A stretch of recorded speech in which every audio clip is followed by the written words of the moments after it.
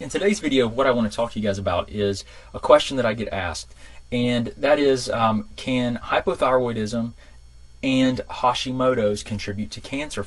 And here's the answer. I mean, I think that it's a really complex question, but I think that being hypothyroid and having Hashimoto's really do predispose you to being more likely to develop cancers. And so let me give you one example for just hypothyroidism, okay? And remember, whenever I talk about hypothyroidism, we're typically talking about decreased thyroid hormone levels, right? But we know, and if you've watched me, that there are many more ways that your thyroid physiology can break down, so that you may not be able to, so that you may have hypothyroid symptoms and actually not be able to utilize the thyroid hormone that's there appropriately, causing you to have the same symptoms as if you didn't have enough hormone. So when I talk about hypothyroidism, I'm also going to talk about an inability to utilize the hormone that you have in circulation.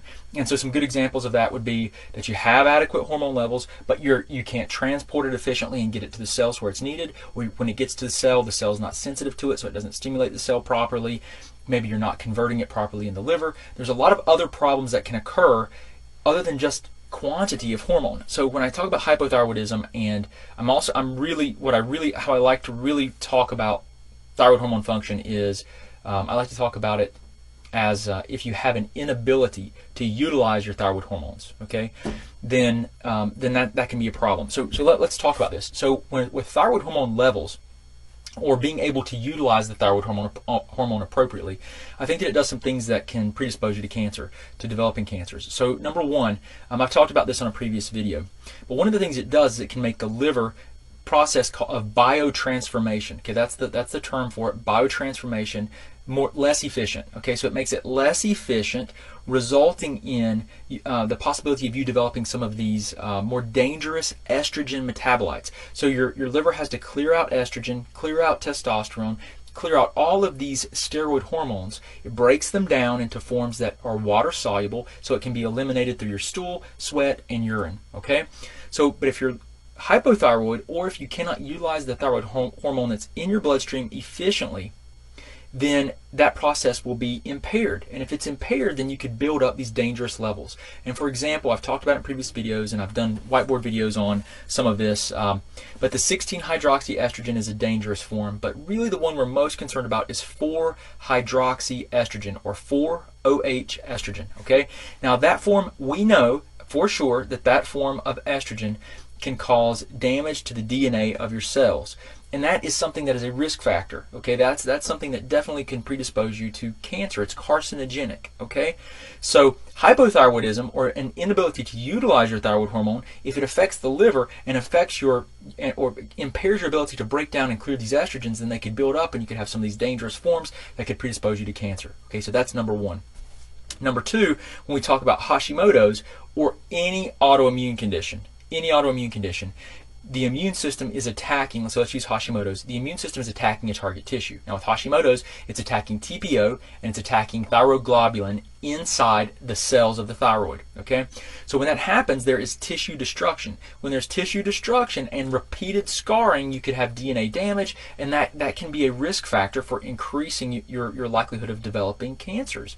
So an autoimmune process is a risk factor, and then hypothyroidism is a risk factor because of if it impairs the liver's ability to biotransform and break down these estrogens. So there's just some things I want to share with you guys that I think is relevant, and it's important to know.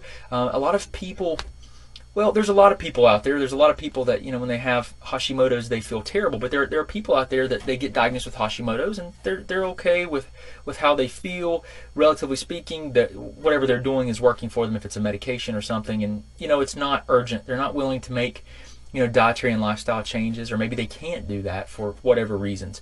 But the fact is that minimizing autoimmunity, I think, is a big mistake. Because you see that, for example, if you have repetitive or repeated autoimmune attacks against tissue, it can predispose you to cancer, because it damages the tissue repeatedly and continues to scar it and break it down. And we know that there's a greater association there. So I think that if you're autoimmune, it's something that needs to be taken very, very seriously. But a lot of people don't know this, or not aware of some of the potential consequences of not addressing the autoimmunity. and they just, they go through life, and some of them are, most of them are probably fine, but I think there are people that probably suffer a lot of other consequences unnecessarily. So I think it's important that we just try to be as healthy as we can. We try to address our problems and be as specific as possible to get our health back with the minimal impact on our life, right? So that we can get on with our life and we can still enjoy things and maybe not have to be social outcasts because of our diet and our lifestyle, right? I know that's a big issue. I get it. I have experienced it. I experience it.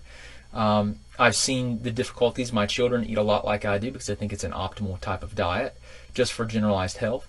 But we're not, the people, you guys watching this video, you're not the masses. You're not the masses. You're someone that's here because you probably have a thyroid problem.